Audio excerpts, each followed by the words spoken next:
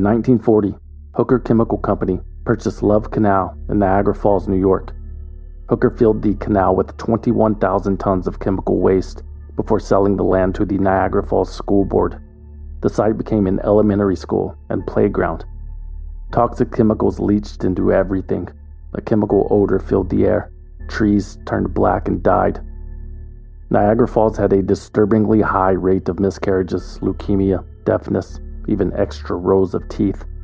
An average community sees 1% of its population test positive for chromosomal damage. In Niagara Falls, it was 33%. Lois Gibbs watched her son develop epilepsy, asthma, a UTI, and a low white blood cell count. The government barely lifted a finger to help, so angry Niagara Falls residents kidnapped 2 EPA officials and held them hostage. If it's safe for us to live here, it's safe for them too. How could you? I don't understand that! After what you heard this past weekend, you've got the nerve to sit there and vote no! They're animals.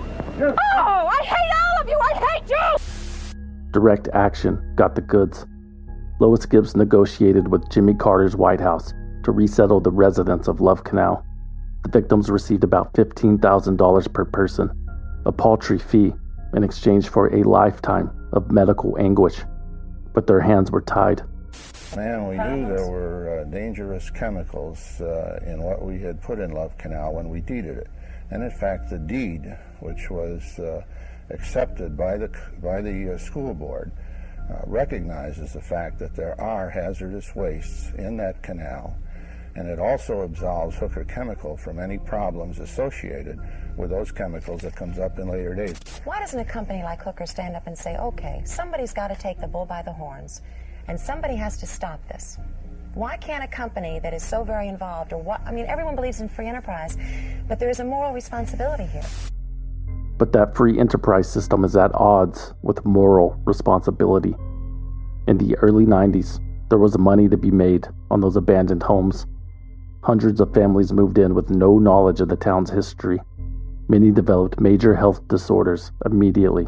I mean, we said it so many times, don't bring people back here. Just don't bring them back here. And they did. And they bamboozled them into believing it was safe and gave them the data and God knows what else these folks got. And they innocently went in and bought what I bought 35 years ago, the American dream. To hear more of this story, listen to The Canal at swindled.com.